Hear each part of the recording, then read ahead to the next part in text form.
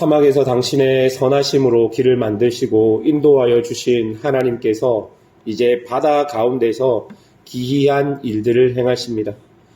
이것은 하나님께서는 땅이든 바다이든 혹은 하늘이든 땅 아래 어둠 세상 속에서든 하나님이시다는 것을 보여주고 있는 것이죠. 고대인들은 민족마다 신들이 있었습니다. 그리고 땅과 바다에 하늘과 땅 아래 다 다른 신들이 다스린다고 생각하고 있었습니다.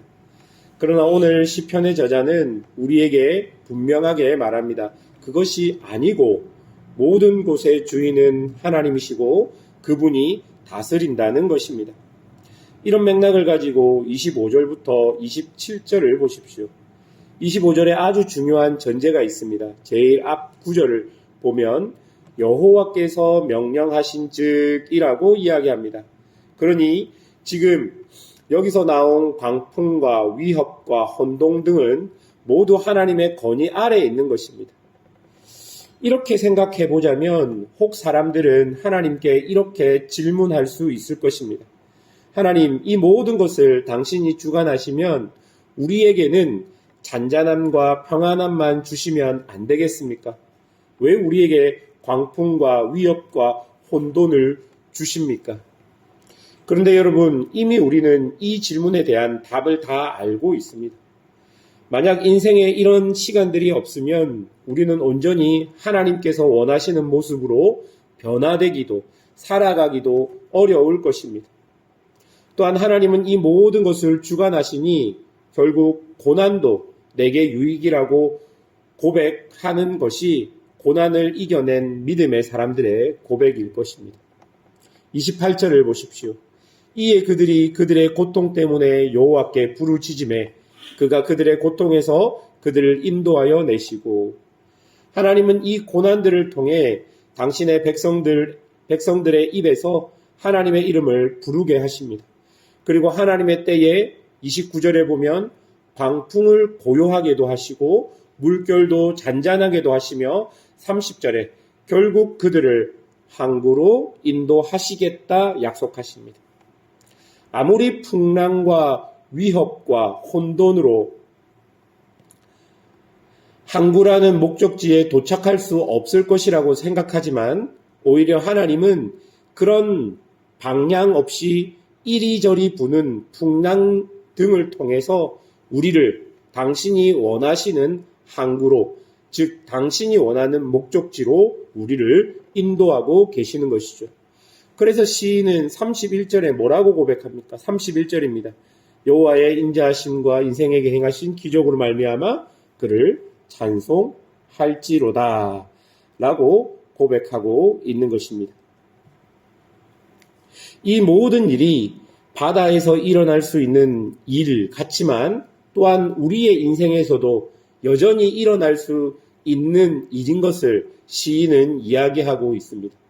인생의 풍랑이 불었다는 것은 하나님의 의도와 목적이 있다는 그 말일 것이고, 그 거센 파도를 통해 나를 어디로 인도하실지 지금은 내가 알 수 없지만 결국 하나님은 당신의 선하신 성품에 맞게 우리를 좋은 것으로 채우실 거라는 것을 우리가 그런 하나님을 믿어야 하는 것이죠.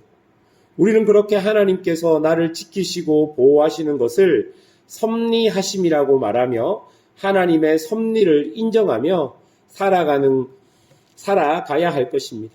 여러분, 이런 삶이 인격적으로 하나님을 인정하고 하나님을 만난 삶이라고 말할 수 있고, 이런 자들이 바로 회심한 자들이라고 말할 수 있는 것이죠.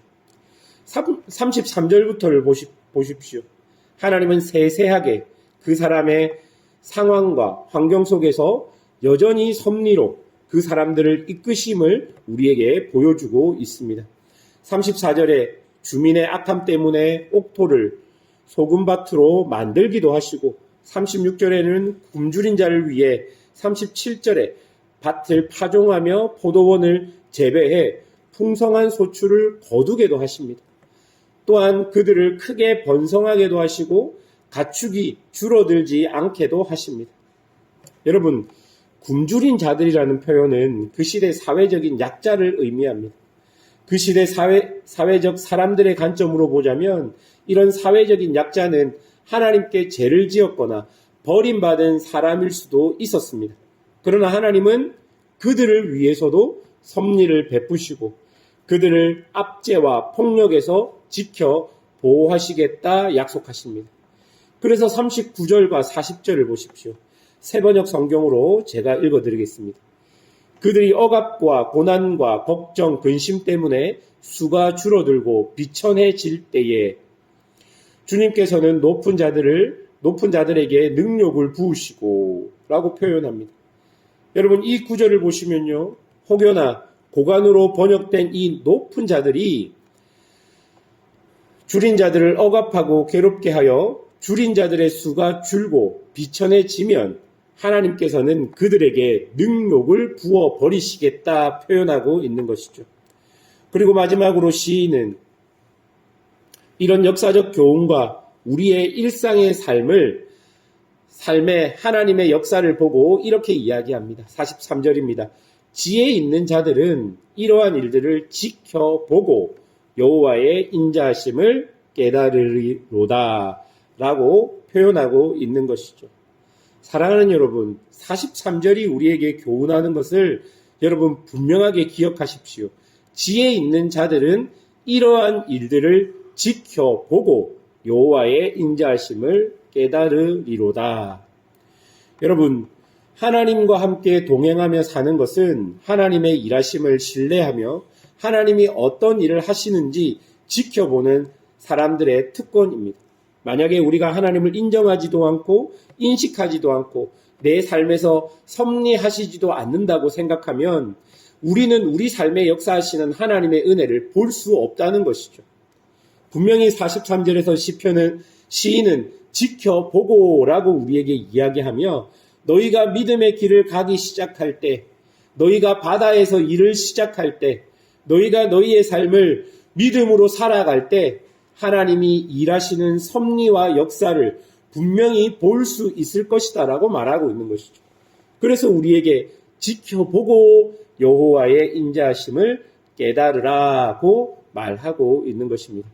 사랑하는 여러분, 믿음의 길을 간다는 것은요, 고난의 길을 간다는 것으로 사람들이 생각할 수 있지만 또한 그 길은요, 하나님의 일하심을 볼 수 있는 길이고 또한 그 길은 하나님께서 지금도 살아계신 것을 인정하는 길이기 때문에 하나님께서 그런 길을 가는 자들에게는 당신의 살아계심을 역사 속에 체험할 수 있도록 하나님이 우리를 그렇게 인도하시겠다 약속하고 계시는 것입니다. 사랑하는 여러분, 하나님을 믿는 자들이 지금까지 하나님의 역사로 살아온 사람들일 것입니다. 우리의 인생을 보아도 지금 잠시 어려움이 있을 수 있지만 지금까지의 삶을 돌아보시면 하나님의 은혜와 자비와 섭리로 여기까지 왔다는 것을 부정할 사람은 하나도 없을 것입니다. 다만 지금 당장 내 앞에 펼쳐진 고난과 풍랑이 더 크게 보여서 잠시 우리의 믿음이 어려울 수 있고 잠시 하나님이 없는 것 같은 그런 경험들이, 그런 마음들이 우리에게 있을 수 있지만 이것 또한 하나님께서 결국은 나를 어느 항구로 인도하시는 동력이 될 것입니다. 물론 고난 속에서는 이런 모든 것을 이해할 수 없고 오로지 그 고난이 주는 쓴 나물들만 우리가 먹게 되겠지만 그 속에 잠잠히 우리의 삶을 묵상하고 하나님의 일하심을 우리가 지켜볼 때 43절의 시인의 고백처럼 우리는 우리의 삶에서 여호와의 인자하심을 깨달을 수 있을 것입니다. 사랑하는 여러분, 하나님은 분명히 살아계십니다. 살아계실 뿐만 아니라 당신의 백성들 삶에 관여하시고 당신의 백성들을 인도하시는 선한 목자이시고 섭리로 우리를 지키시고 보호하시는 하나님입니다. 그런 하나님을 믿으며 오늘도 여러분의 삶을 충실히 용기 내어 살아가십시오. 그러면 하나님의 일을 지켜보는 은혜들이 여러분 인생 속에 있을 것입니다. 그런 은혜의 삶을 사는 성도들이 되시기를 주님의 이름으로 축원합니다. 함께 기도하겠습니다.